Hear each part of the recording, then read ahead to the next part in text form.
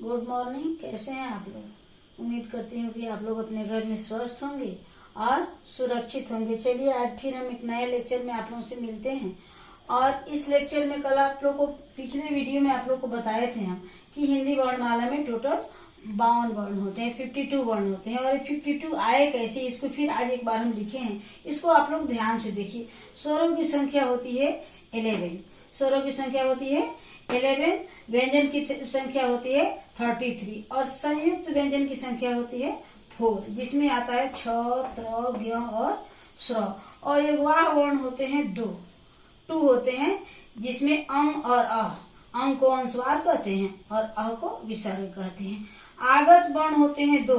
आगत व्यंजन वर्ण जो हम कल बताए थे आपको, ड के नीचे बिंदु और ढ के नीचे बिंदु डाल करके हम 2 नए वर्ण कहिए, या जो 2 एक्स्ट्रा वर्ण बनाया गया है जो शुद्ध लिखने के लिए प्रयोग किया जाता है। तो यहाँ इस प्रकार से ये हमारा टोटल वर्णों का ब्यौरा हो गया। कैसे कैसे कहाँ से आए हैं, ये 52 कैसे बने हैं।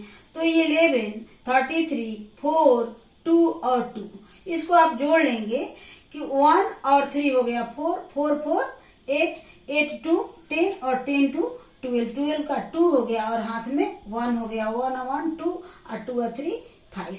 तो ये आपके 52 का कहाँ से आया है टोटल हिसाब आप लोगों ने देख लिया।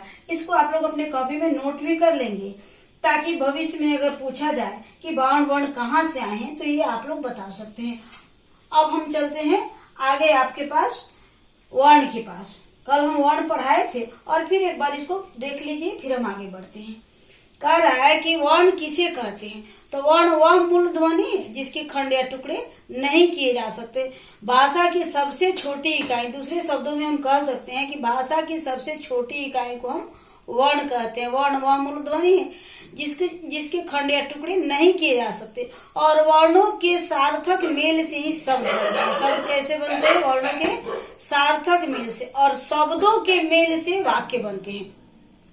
किसी भी चीज को हम पढ़ते हैं तो बहुत सारे शब्दों का, बहुत सारे वर्णों का और बहुत सारे वाक्यों का समन्वय होता है। कोई भी कहानी, कोई भी कथा, कोई भी ग्रंथ हम पढ़ते हैं तो उसमें ढेर सारे वाक्य रहते हैं। और वाक्यों को अगर तोड़ेंगे तो उसमें से शब्द निकलेंगे और शब्दों को तोड़ेंगे तो वर्ण निकलेंगे। अब यहाँ करा दीजिए, जैसे वर्ण में हम उदाहरण दिए हैं कि अ, आ, क, च, ल, य, छ, त्र, ज्ञ, जो भी आता है ये सारे वर्ण के अंदर आते हैं।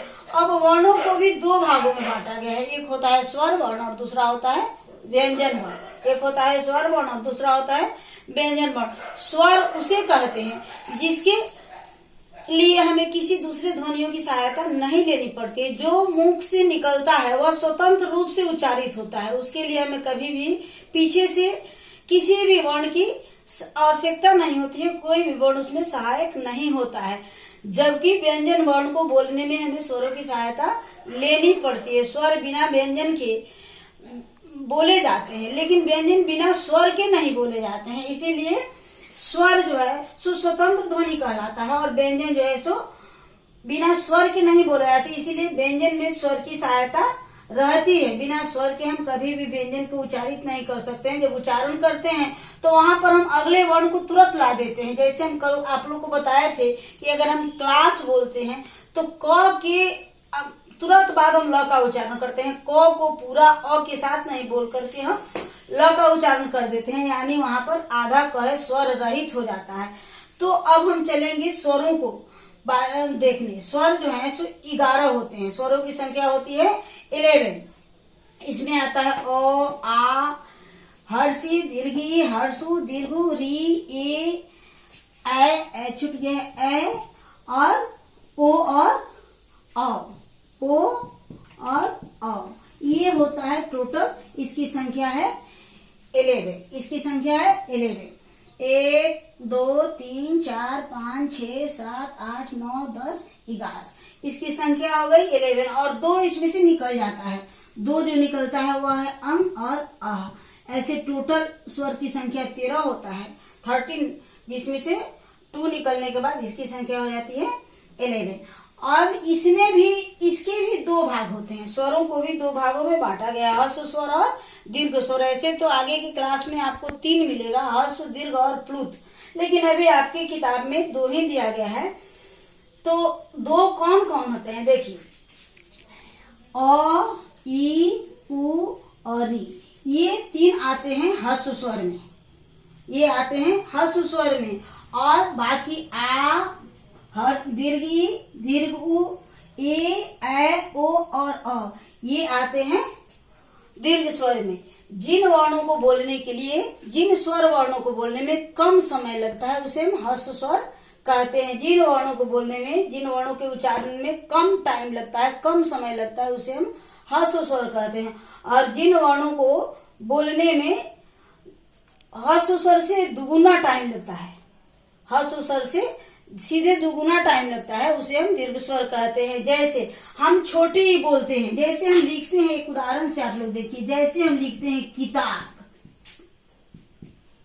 जब हम किताब लिखते हैं तो क में ह्रस्व स्वर की मात्रा लगा हुआ है। और जैसे हम लिखते हैं लड़की, लड़की में दीर्घ स्वर लगा हुआ है। तो जब हम किताब बोलते हैं तो यहाँ की बोलने में हम ज्यादा टाइम नहीं लगाते हैं, किताब। लेकिन जब हम बोलते हैं लड़की, तो इस की और इस की के दोनों के बीच में, दोनों के समय में बहुत ज्यादा अंतर होता है। ह्रस्व स्वर में कम टाइम लगता है, इसीलिए हम किताब, किताब, किताब जब उच्चारित करते हैं तो बहुत ज्यादा की पर हम जोर नहीं डालते हैं। लेकिन जब हम लिखते हैं लड़की या असली या नकली, तो जो भी हम बड़ी वाला मात्रा वाला शब्द होता है उसको बोलने में ही हम ऐसे उच्चारित करते हैं कि सुनने वाला समझ जाता है कि यहाँ बड़ी की मात्रा लगी हुई है। तो इसीलिए ये ह्रस्व स्वर में कम टाइम लगता है और दीर्घ स्वर में ज्यादा टाइम लगता है, इसीलिए इसे ह्रस्व स्वर कहा जाता है और उसे दीर्घ स्वर कहा जाता है। इसको आप लोग थोड़ा सा देख लीजिए, फिर हम आगे इसको बताते हैं।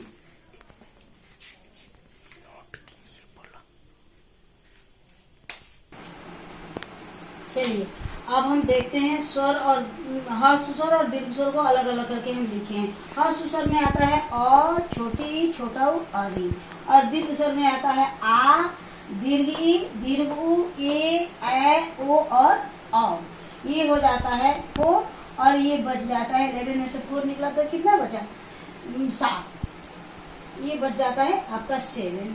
अब हम देखते हैं कि स्वर जो है सो व्यंजन में जब लगता है तो बहुत सारा रूप उसका चेंज हो जाता है। ये किसी भी व्यंजन वर्ण में आ या दीर्घ या ह्रस्व के रूप में नहीं दिखाई देता है, अपने रूप परिवर्तित करके उसमें लगता है।